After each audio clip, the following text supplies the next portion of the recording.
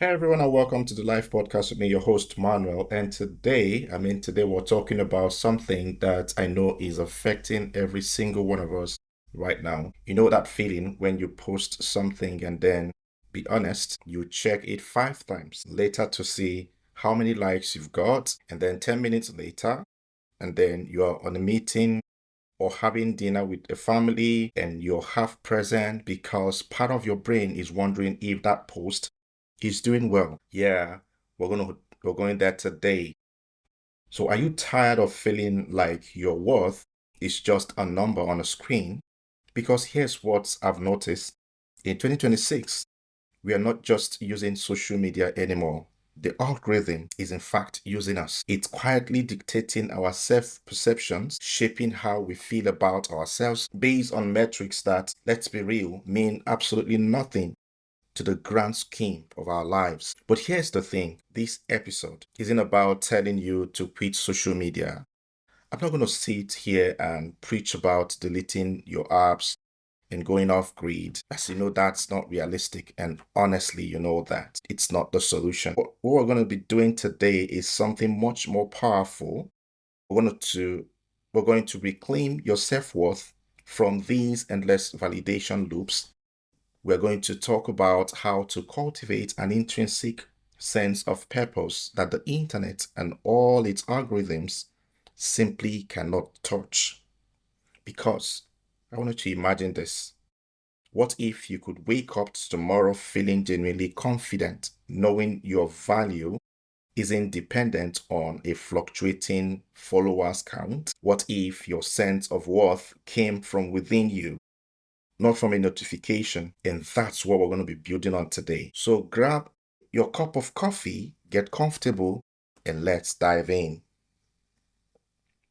All right, let's start with the uncomfortable truth. We are all on what I call the validation treadmill, especially for those who are constantly on social media. And just like a real treadmill, you can run and run and run, but you never actually get anywhere. And here's how it works. You post something, maybe it's a photo, a thought, a win, you're celebrating, and immediately, and I mean immediately, your brain starts waiting for the first like, that first comment, that first share. And when it comes, man, you get a little hit of dopamine, that feel good chemical in your brain. Your brain lights up like a Christmas tree. But here's the thing about dopamine hits from social media, they are designed to fade fast, really, really fast. So 5 minutes later, you need another one and another one. And suddenly, you are not posting because you have something meaningful to share. You are posting because you need that validation fix. Now, I want to be clear about something. This isn't your fault. This is literally how these platforms are designed. I've talked about this in our previous episodes. There are entire teams of engineers and neuroscientists whose job is to figure out how to keep you scrolling, keep you posting, and keep you hooked. So let me give you some real numbers here, right? Study shows that the average person checks their phone 96 times a day. Every that's once every 10 minutes during working hours. And each time you check, your brain is hoping for that dopamine hit. But here's where it gets really, really insidious. Over time, your brain starts to associate your self-worth with those metrics. Low engagement on a post, you start to feel like maybe you're not interesting. Maybe you're not valuable. Maybe you don't matter. High engagement, you feel amazing. You feel seen. You feel validated. You feel very important. And just like that, without even realizing it, you've outsourced your sense of self-worth to an algorithm that doesn't know you, doesn't even care about you, and is literally designed to keep you anxious enough to keep coming back. So I heard a story about a lady who was a very successful business owner, amazing mother, and a genuinely accomplished human being. She was having panic attack. And guess what? Why was this? Every morning she would post motivational content to her Instagram. And every morning, she would spend the next 2 hours checking the engagement. If it did well, she felt capable and confident.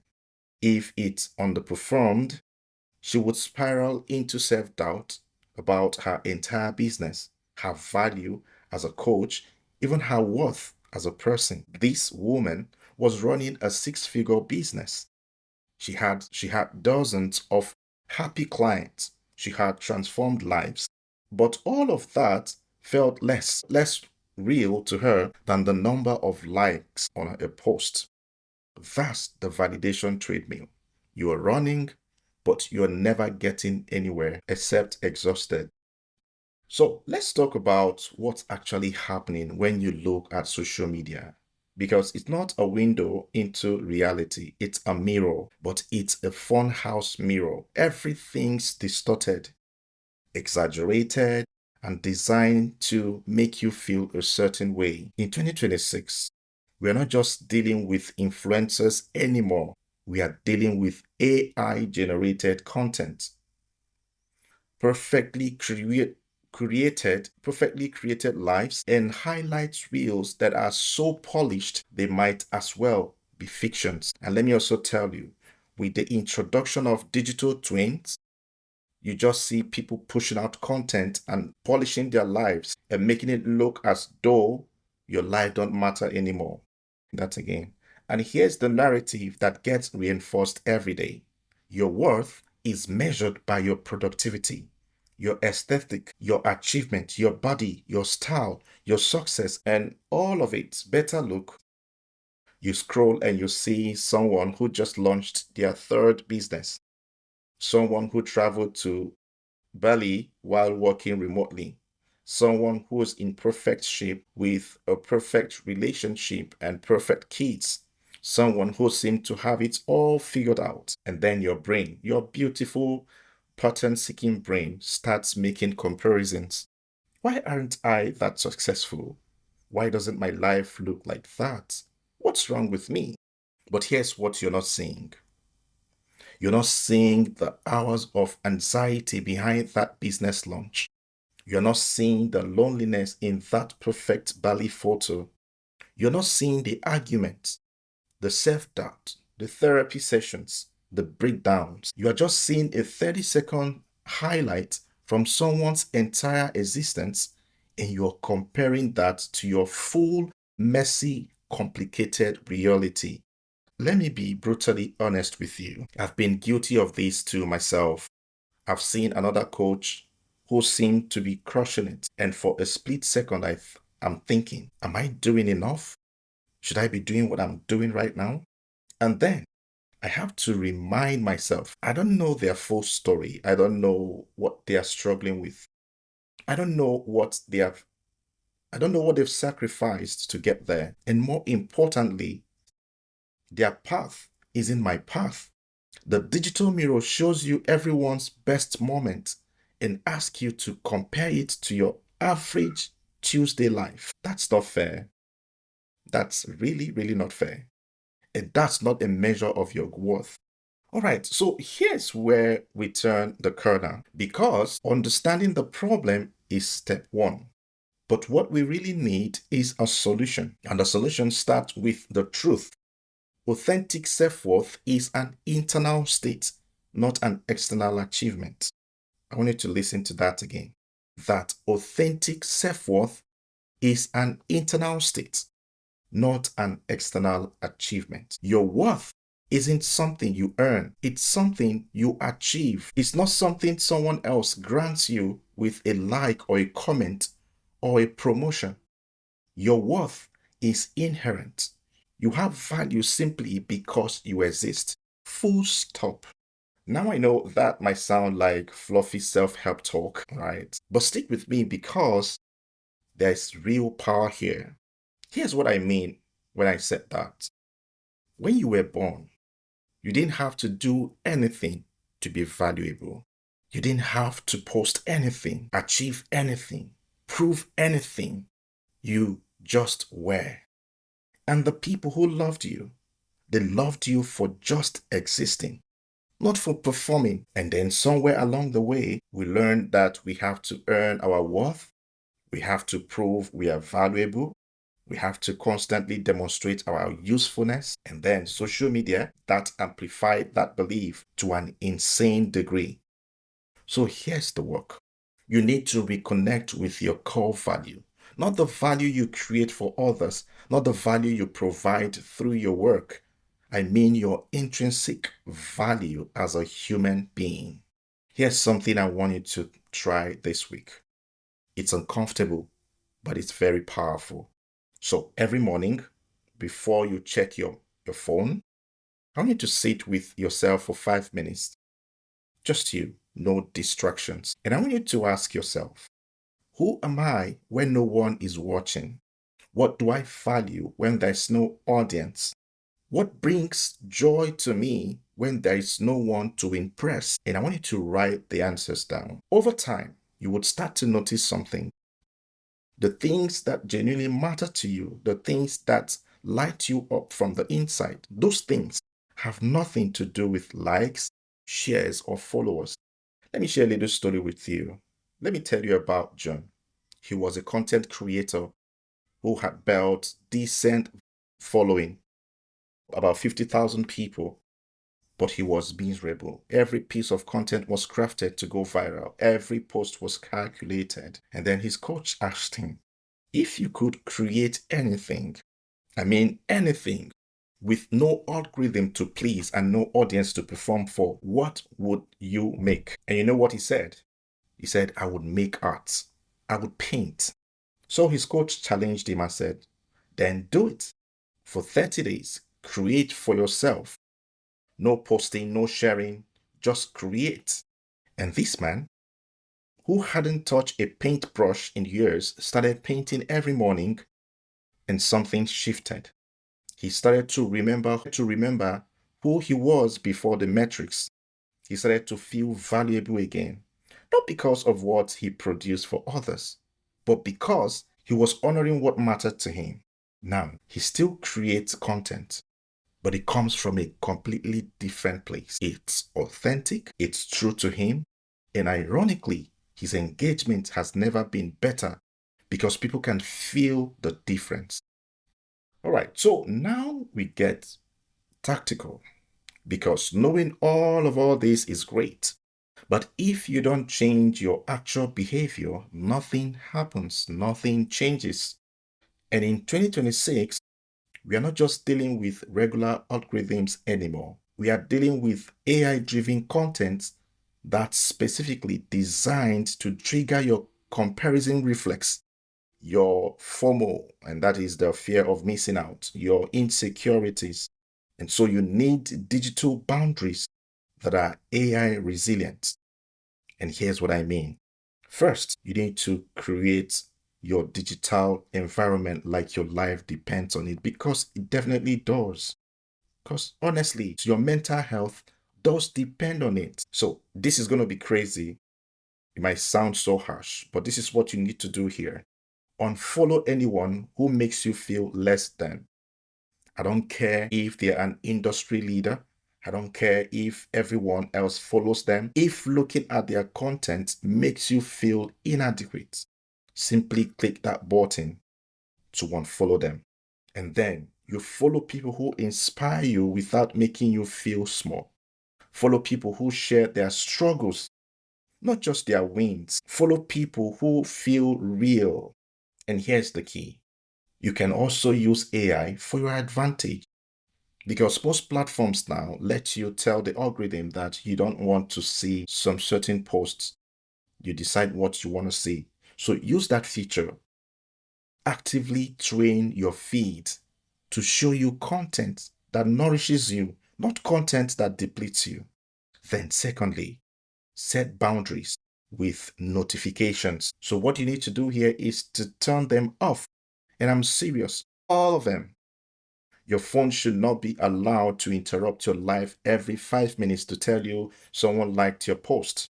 That's giving the algorithm permission to control your attention, your mood, and your focus. Instead, this is what you need to do. Designate specific times to check your apps. Maybe it's 3 times a day, maybe it's once, but make it intentional, not reactive. I shared this also in our previous episode. Thirdly, create no phone zones in your bedroom, at the dinner table, during the first hour of the morning, during conversation with people you care about, where you these are sacred spaces. These are separate These are sacred spaces where your worth is not measured by a screen.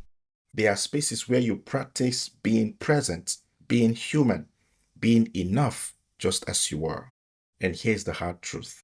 Here's what I need you to understand. The algorithm will always want more from you. More posts, more engagement, more of your attention.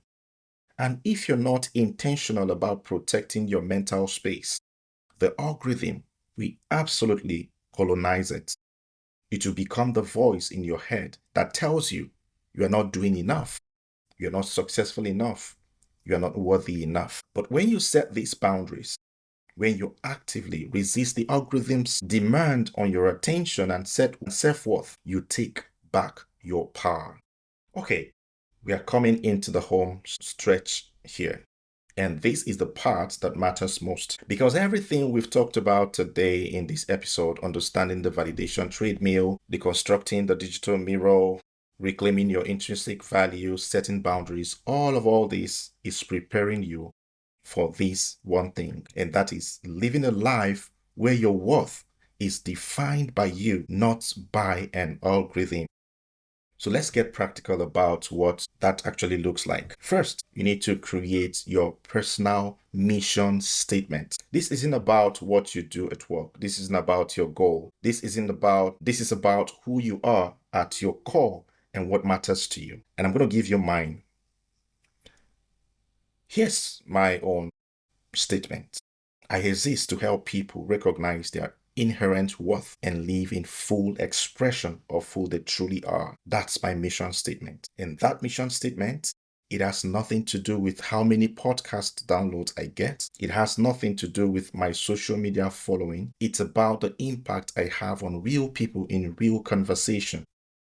When I make decisions, I filter them through that mission. Does this align with helping people recognize their worth? Does this help them live in full expression? If yes, I move forward. If no, I pass. And suddenly the algorithm options doesn't matter anymore because I'm not measuring my success by metrics. I'm measuring it by mission alignment.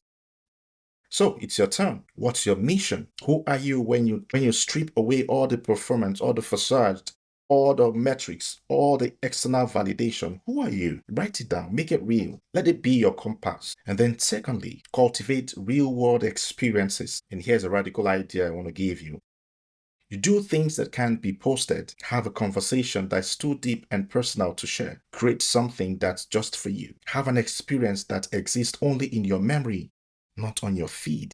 Because when your life is rich with real unposted experiences, you start to realize that the best moments aren't the ones that gets the most like. They are the ones that fill you up from the inside. Thirdly, build real relationships. I mean the kind where you can show up messy, uncertain, struggling, and you are still loved. The kind where you don't have to perform or impress. The kind where your worth is assumed, not earned. Those relationships, they are the antidote to the algorithm because they remind you that you matter, not for what you produce or achieve, but simply for who you are. And this is very important because when you take off the algorithm validation, you need to replace it with something tangible because nature don't like vacuum. So you need to replace it immediately with something. And that's why it's important you build a real human relationship. Fourthly, you need to define success